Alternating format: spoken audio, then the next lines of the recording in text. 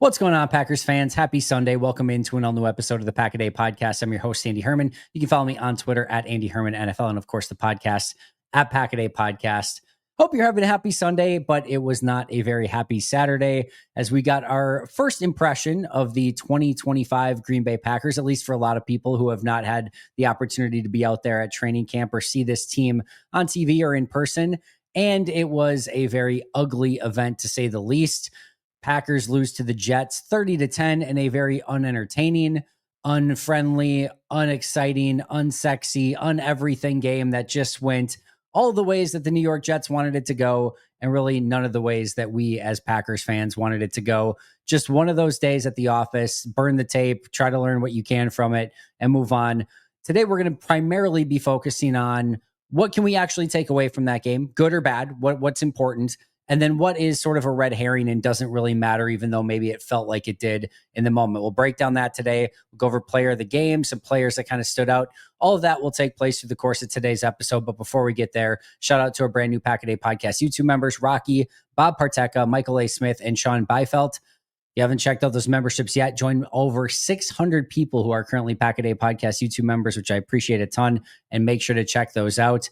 As mentioned, Packers lose to the Jets 30-10, and there's two trains of thought here as to how you can go about viewing this game. The first train of thought is it's just preseason. It doesn't mean a whole heck of a lot. And if you kind of go back to last year, week 2 in preseason, we got a very similar listless performance by the team. And it really didn't mean anything once the regular season or postseason came along. It's not real. It's not tangible. It's going to change between now and the start of the regular season. And certainly as you get into the later stages of the season and into the postseason, it's not going to matter at all. The second train of thought is this is a totally unacceptable performance. You go out there and you completely lay an egg. You're at home. Yes, it's a preseason game, but you still have starters playing. You have what's supposed to be the heart of the team. The depth of this team goes out and looks awful. It does matter, and it's totally unacceptable. And the truth is, you are both right. Whatever side that you end up on this, whether it's just preseason, let's not panic, or like, I can't believe that that's the way that they started the season and that should not have happened. You're both 100% right. This is preseason. It's game 1 of preseason. I think I saw the first Fire LaFleur tweet of the year 4 minutes into the first preseason game. We've officially made it to Packer season. Welcome. Enjoy the show. We don't need to go that far. Right? In the entire scheme of things, this is not real football. There's not a game plan. There's not a scheme. It's vanilla. It's all, you might say, oh, they didn't play vanilla on defense. Jeff Hafley was doing some, yes, he was doing some stuff, but you don't specifically game plan for that. You're not scheming it up. You're not necessarily worried about what players are doing what. There's a difference. There's a massive difference. So yes, you might have seen a couple blitzes or a couple exotic looks where a safety flows back from the line of scrimmage back to safety. This is not the stuff that they're going to be pulling out early against Detroit.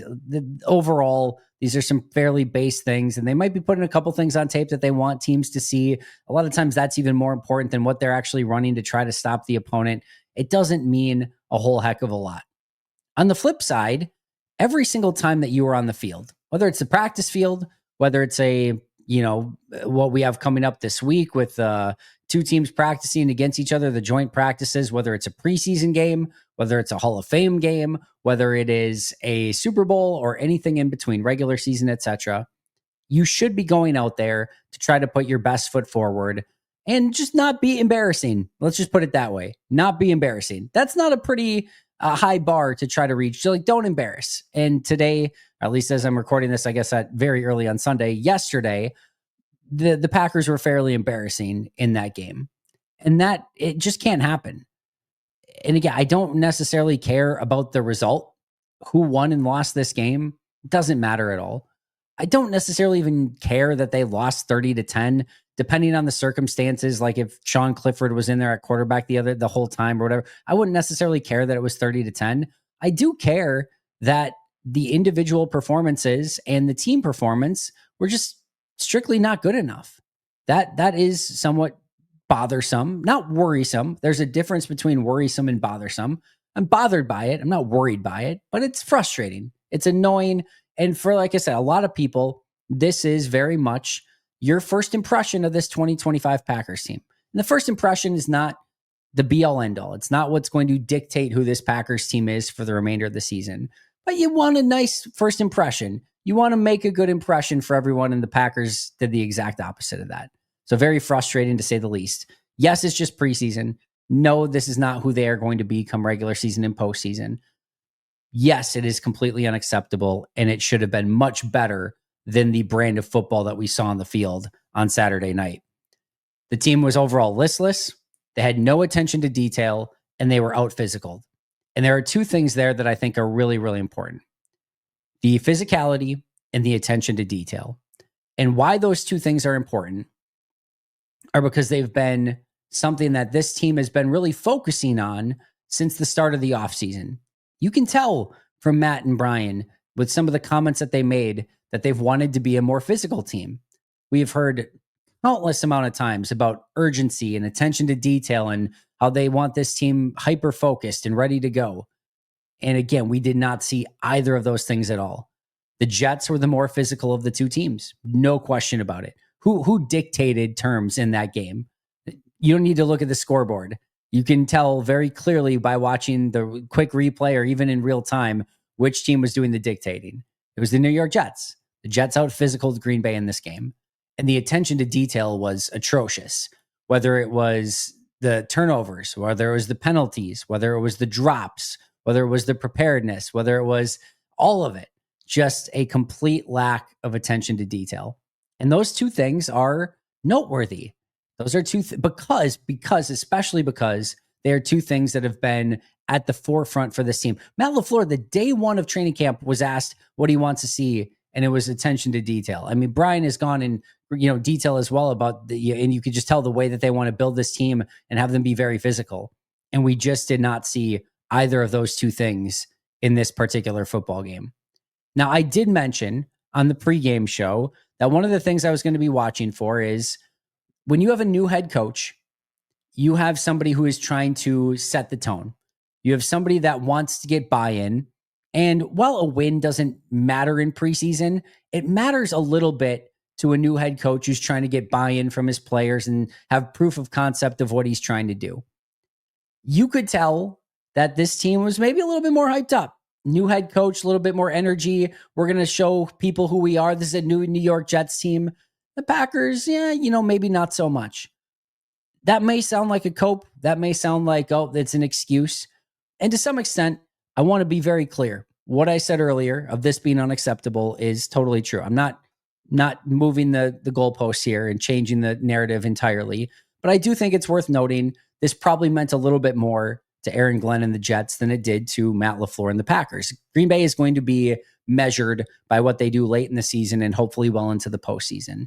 The Jets, they're just trying to get things headed in the right direction, and preseason game one is a way to do that. And you could tell they played with a little bit more intensity and a little bit more physicality, or a lot of more intensity and a lot more physicality, and it definitely showed up in this game. Couple things. This is the potential for a great wake-up call for Green Bay. If this is, week one of preseason and you realize, we are still a ways away from getting to the point where we want to be to start the season against Detroit, should be message received.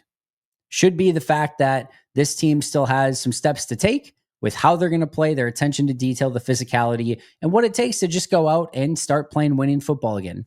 This was very clearly not an example of winning football. There's also a great week for a joint practice and preseason game 2, and actually seeing another team across from you. It felt like this team was getting a little bit, sick of having to face each other day in and day out.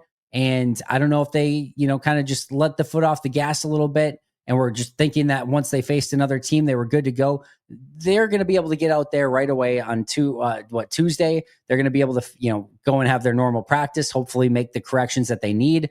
Thursday, they will actually go and face Indy and join practices. And then Saturday, it sounds like the starters are not going to play in that game, but we'll get to see some of these players go out and try to atone for some of the sins that they committed in Saturday's game. So it's a great week for a joint practice in preseason game 2, just to hopefully flush some of the thoughts of Saturday down the drain and start fresh with a new opponent this upcoming week.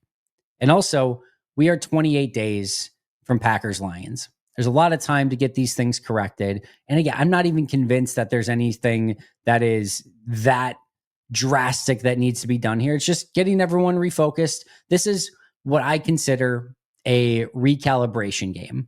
You were sort of calibrated, with the first couple weeks of training camp of where you thought you were as a team. And then you got a little bit of a litmus test and you realize, oh, all right, we were at like a 3 and we need to get this very quickly to get ready for Detroit in 28 days to a 10. And maybe they thought they were at a 7 or an 8. And it seems more like they're much lower than that right now from where they need to be. So they have to step it up, practice harder, work harder, get that better attention to detail, play with more physicality. Let's see how it goes this week against the Colts. And then, like I said, 28 days away from Packers Lions. All right, let's get to our Luigi's Pizza player of the game. Have to go with Amar Johnson here. This is one of the few players who shined at all in this game. Daniel Whalen would have probably been the other one. 7 for 67 and a touchdown for Amar Johnson on the ground. He did not have any receptions. Capped off his day with a 39-yard touchdown run, which was a beautiful run. Did a lot of it on his own. He looked quick. He looked strong. He looked explosive. I'm not sure he's in the 53-man conversation at this point, but it was a good opening argument to be in the conversation. And now we'll see what he can do in the next couple games. I would immediately put him ahead of Israel Abanikanda. I think he's looked better than Abanikanda has. And I would start getting him a little bit more ingrained in this offense to see if he can push somebody like maybe an Emmanuel Wilson for that spot, or if he looks good enough that you feel maybe comfortable releasing Emmanuel Wilson, because you feel like if you don't get Emmanuel Wilson back in the practice squad, you're probably going to get Amar Johnson there, and it might be almost maybe not quite apples to apples, but maybe there's not that much of a drop off there, and it kind of saves you a roster spot. So I want to see a little bit more Amar Johnson, but for me, he was the Luigi's Pizza player of the game. No victory pizza on Saturday, which made me very, very sad. Thankfully, there's still never a bad time to have a Luigi's frozen pizza. Go to luigispizza.com, Luiges pizza.com, and follow them on social media at Luigi's Pizza to check out all of their frozen pizzas that they have available. And if you are in an area that has Luigi's frozen pizzas, trust me, go get one. Like I said, there's never a bad time to get a Luigi's Pizza. Also, let's talk about the Habish and Rotier injury update. 3 injuries from this game that we know of. Zane Anderson looked like he had a pretty, I don't know how severe, but it didn't look like a good knee injury. I'll just put it that way. Corey Ballantyne, unknown. He did leave the field. I don't know for sure if he came back or not, but he did walk off with the trainer at one point late in the game. And then Jalen White left with a foot injury. We also did see Jaden Reed with a boot on his foot, a walking boot, which is never what you want to see. Matt LaFleur was asked about it after practice and said, there's hope that he can be available for week 1, but anytime that there's a walking boot involved, it always gives you cause for concern. Adam Schefter did tweet out about Jaden Reed and did say that he's considered day-to-day. Day-to-day sounds very, very good at the moment. When a player's in a walking boot, you kind of can fear the worst sometimes. So day-to-day would be very encouraging and would give you a lot of hope that he'd be ready for week 1. Green Bay's just in this sort of holding pattern right now with some of these players like Jaden Reed, Xavier McKinney, Nate Hobbs, etc. Maybe even Dontavian Wicks in that conversation of, are they going to get them back in time for week 1? Those injuries are piling up a little bit. And as long as they're not affecting Detroit, Green Bay, or anything longer than that, you feel okay about it. But again, the injury list is starting to pile up at a rate that is not exactly ideal at the moment. If you haven't checked out Habish Rotier, and if you're in need of a personal injury attorney, make sure to check them out over at habish.com. They've done such a great job supporting us here at Pack-A-Day. Make sure you are supporting them as well. Tell them that Andy Herman or the Pack-A-Day podcast send you when you sign up or when you give them a call. You can call them at 800-242-2874. Again, if you are looking for a personal injury attorney, their website's super easy to use as well. You can chat with somebody right out there. And when you call the number, you are going to chat with an attorney directly, which is one of the real key benefits of calling them and not having to go through 7 IVRs and hit this to talk to this. It's just really simple to use, and they know how to speak Wisconsin as well, which is also very, very nice. Habish Rotier, national reputation, hometown service. All right, so what actually matters from this game? The first thing is injuries. Anytime you get injuries, that is cause for concern. It does actually matter. Zane Anderson, we'll see if it's any sort of long-term issue or not. He was ahead of Kitano Ladapo. getting some time and some 3 safety looks here and there, depending on where they were at and what Javon Bullard was doing at corner safety. And right now, obviously, with Xavier McKinney out, that was one of the main reasons, but also a core special teamer. Corey Ballantyne immediately was one of the top gunners on special teams. That is noteworthy and looks like he could be a depth piece at corner. He goes out injured. Jalen White, less of a concern, but again, Jaden Reed, seeing him in the walking boot, I know he didn't get specifically hurt in this game, but just even learning that as well, the injuries are the number one thing that you're kind of looking at. And we'll see if there's any other players that got nicked up or banged up that could potentially miss some practice time as well this week. Number 2 is that they were outplayed in every facet. That absolutely matters. And I'll say it again, especially when you're supposed to be a team that has great depth and that's supposed to be one of the strengths of the team, you should go out and dominate in preseason. That's why, and I'll take the L on this one, I predicted a 3-0 preseason is because, I thought Malik Willis would play a lot and that would give them a leg up. It's because you have almost like a starting caliber quarterback at times, at least how he looked last year, going out there and playing a good chunk of the game, but also because they do have that allegedly great depth everywhere. And we just did not see that come to fruition at all against New York. And when you're outplayed in offense, defense, special teams, like I said, every facet of the game, that's jarring. And it's a little bit, just disorienting for what you're expecting going into that game. So that to me absolutely matters. That needs to get cleaned up in a very significant way. I do think that it also matters that you did get some, at minimum, signs. I want to watch the All-22. That's why I'm not going over any like big standout players in great detail today. I will go through some stock up and stock down in just a moment, but I did think there were at least signs from players like Jordan Morgan, Anthony Belton, LVN, Nasir Stackhouse, Baron Sorrell, Matthew Golden, Kingsley Nigbari, Colby Wooden, Kalen King, just to name a few. There were some good moments from those players, and that to me is at least a little bit of a positive. And I do think that there is something to take away from that on the good side of things. And I do think that does matter to get, especially some of those young guys, Morgan, Belton, LVN, Stack. I mean, all of them really are, just to see some of those players have moments in this game. That gives me some reason for optimism moving forward. I do think the McCole Hardman punt issues absolutely matter. Probably the player, we'll talk about one other one, but probably the player that hurt himself the most. We're going to talk about that other one in just a second here. But McCole Hardman, we talked about, probably needs to make this team as a punt returner. And to have a muff punt and one that ends up in your own 5-yard line, not to mention a drop as a receiver as well, a very tough day at the office for McCole Hardman. And as somebody who needs to make this team as a punt returner to make the team, a terrible day as a punt returner matters quite a bit and is definitely something you're going to take away from this game. Next up is Jacob Monk's struggles. There were a lot of people, myself included, that were a little bit surprised that Jacob Monk got all the way to inactive for so many of the games last year, that he wasn't one of the first guys up in case of emergency. And then, in that final Philadelphia game, that it was Travis Glover and Kadeem Telford that were getting in and Jacob Monk was not. And that was a little bit surprising. Jacob Monk, just a brutal day. Gave up a sack, 3 different holding penalties, and just could not, whether he was at guard or center, hold his own against the Jets defensive line that was not exactly playing a ton of star players when Jacob Monk was in there later in the game. It was a very disconcerting performance for Jacob Monk. This is a player that seemed to be a lock to make the team and looked like he was going to have the ability to be maybe one of the guys that was the first people up off the bench, especially on the interior, whether it be center or guard. And he looked brutal, absolutely brutal. So to me, that matters. And that is definitely cause for concern as you start looking at the depth of the offensive line.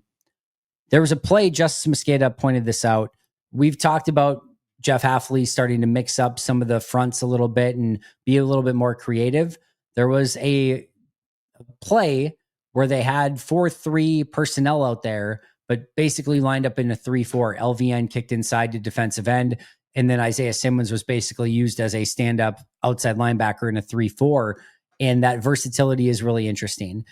Not much came of it on that particular play, but it's just interesting nonetheless to see some of the creativity start to come out of just how you can manipulate some of these personnel groupings to be either a 4-3 or 3-4, just depending on how you line that up. We've talked about that in the past of how there's some real possibility to do some fun stuff with it.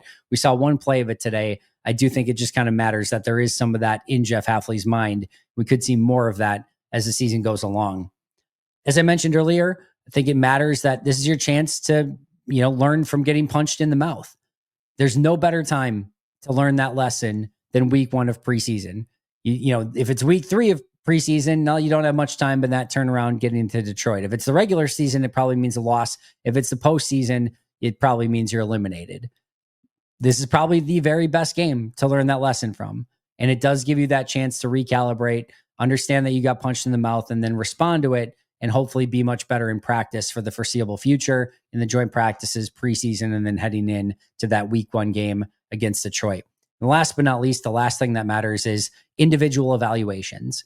That's what the preseason is really for, is to gauge who did their job, who did not do their job, who showed up ready to play, who was nervous, who was not ready to play. Like, all of these things matter when you're trying to evaluate which players you actually want making the 53-man roster. So whatever those grades end up being internally, and we'll go through my grades later in the week, but those individual evaluations are far more important than trying to evaluate the team at this point in time, when, again, you're not scheming, you're not having all your players out there. It's definitely a lot different in preseason than it is in regular season, but those individual evaluations matter a ton. So the things that matter: injuries, the fact that they were outplayed in every facet, some good signs from some young players, McCole Hardman's punt mess ups, Jacob Monk's struggles, seeing some of the unique stuff they can do going from like a 4-3 to a 3-4, a chance to learn from being punched in the mouth, and those individual evaluations.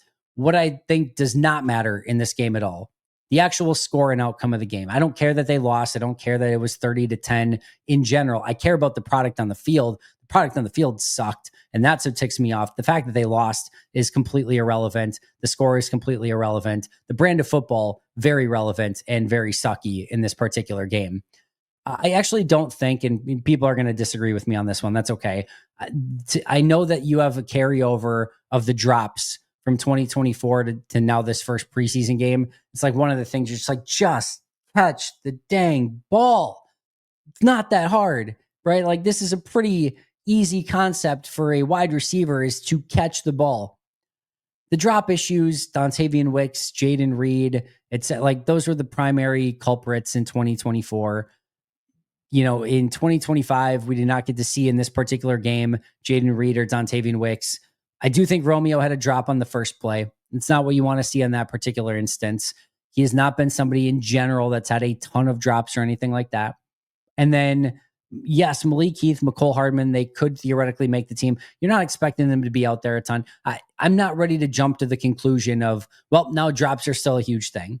Matthew Golden had a really nice pluck, and his hands have looked phenomenal. Let's see when everyone's actually out there and when this matters a little bit more, if it's still an issue. I'm not ready to jump to the conclusion of, well, drops are bad last year, and now, Heath and Hardman, and yes, one from Dobbs, now it's all of a sudden an issue again this year. I think it's a little bit premature to say that, although it's not, again, a great first impression for 2025.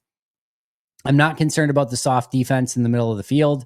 It was a leaky middle of the field defense. There's no question about it. Jeff will have that ready to go in week 1 against Detroit. You're not going to see that ultra soft middle. This is not going to turn into a Joe Barry defense. I'll just put it that way. No concern there whatsoever.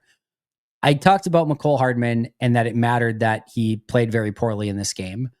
What I am not going to care about with McCole Hardman is that he was aggressive. This is a preseason game. Yes, he caught one inside the 5-yard line. I can promise you he's not doing that in a regular season game. And I have no issue with him doing that in a preseason game. Take it. See what you can do. See if you can make something happen. I have no issue with him trying to grab that punt and return it, the one that bounced on the ground first. Being aggressive in a preseason game to try to either make a name for yourself or make something happen, go for it. Go in. Like, I honestly, as like a coach, I would also want you to return it, just because I want to see who's doing well on the blocking units and on the outsides. And I want to see how the entire operation works. Him just going back there and fair catching or letting it bounce and try to go into the end zone doesn't really prove a lot to me. I know that he can make good decisions when it's actually the regular season. Go try, return. I'm not going to get mad at that. Now, he made terrible plays. That is going to cost him, but I don't actually care that he was aggressive in trying to do some of that stuff. And then last but not least, Jordan Love.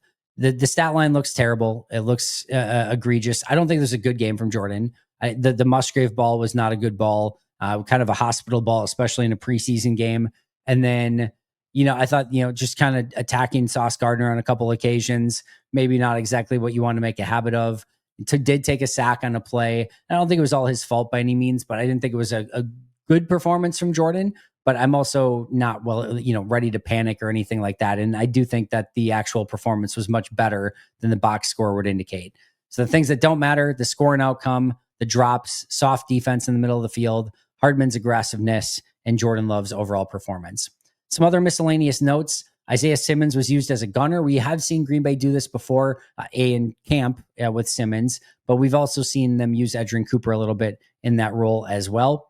Mark McNamee, finally there for Green Bay. He handled the kickoff duties. This is really why he's in Green Bay right now. They didn't really want, McManus to have to do all the kickoff duties and things like that. They want to save his legs. So we got to see Mark McNamee for the first time, and he was the one in charge of kickoff duties. It was Adam Stenavich who called the plays on the day. And as I mentioned earlier, Matt LaFleur does not believe the starters will play in week 2 and, by extension, pretty much week 3 either. 3 players whose stock are up after this game, at least at first glance. We'll take a look at what the All-22 says, but I would say Barron Sorrell, Amar Johnson, and Jordan Morgan. 3 players whose stock is down: Mecole Hardman, Jacob Monk, and Isaiah Simmons. It's not time to panic. As Aaron Nagler would say, there's a lot of ball game left. It is fair to be disappointed with the brand of football that this team went out and played in week 1 of the preseason against the New York Jets, especially at home. See how they bounce back. Have a good week of practice this week, including a joint practice against Indianapolis and then a game on Saturday. We'll see if they can show a little bit more fight and hopefully be much better in game 2 than they were in game 1. And hopefully that can be a stepping stone for them moving forward.